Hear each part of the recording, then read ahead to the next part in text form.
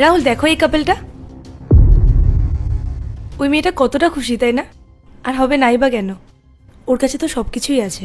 Branded bag, দামি dress, হাতে iPhone, আর বয়ফ্রেন্ডের কাছে কত সুন্দর একটা গাড়ি। সব কিছুই আছে ওদের কাছে। ইস, যদি আমাদের কাছেও থাকতো। কি দারুণ লাইফ না ওই মেয়েটার। একটা মেয়ের জীবনে যা কিছু দরকার সব কিছুই তো ওর কাছে আছে। ভগবান এমন লাইফ আর এমন বয়ফ্রেন্ড সবাইকে দিক। পায়েল, যার ভাগ্যে যেটা থাকে সে সেটাই পায়। আমাদের ভাগ্যে যেটা ছিল সেটা আমরা পেয়েছি, আর ওদের ভাগ্যে যেটা আছে সেটা ওরা পাচ্ছে। ঠিক আছে। যাওয়া যাক।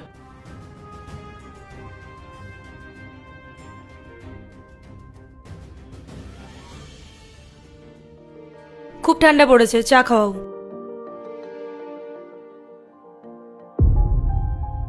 আরে পায়েল, এটা ওই মেয়েটা না? হ্যাঁ, কিন্তু এখানে কি করছে?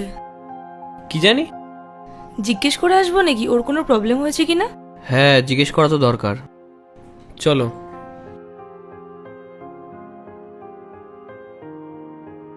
হ্যালো, কিছু প্রবলেম হয়েছে তোমার? না, দেখো, কোনো সমস্যা হলে বলতে পারো, যদি আমরা কোনো হেল্প করতে পারি। আমাকে কেউ হেল্প করতে পারবে না। আমার ভাগ্যটাই খারাপ। ভাগ্য খারাপ? আমি আর আমার হাজবেন্ড প্রতি উইকেন্ডেই তোমাকে দেখি তোমার বয়ফ্রেন্ডের সাথে। তোমাদের দুজনকে একসাথে দেখে তো বেশ ভালোই লাগে, আর সবকিছুই তো আছে তোমার কাছে। ভগবান তো তোমায় সবকিছুই দিয়েছেন।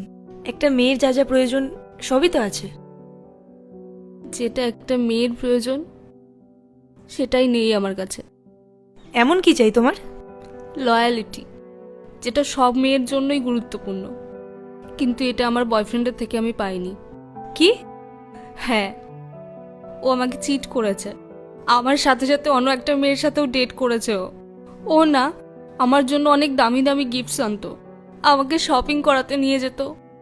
আর আমি যখন আজ বাড়ি ফিরছিলাম ওর সাথে দেখা করে, তখনও তখনও আর একটা মেয়েকে ডাকলো আমার পিছনে।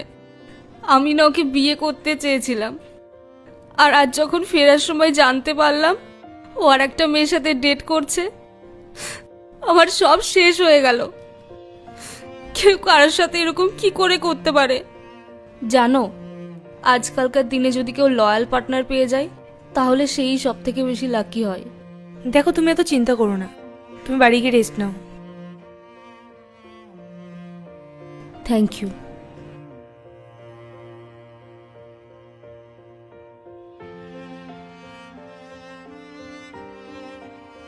রাহুল, ওনাদের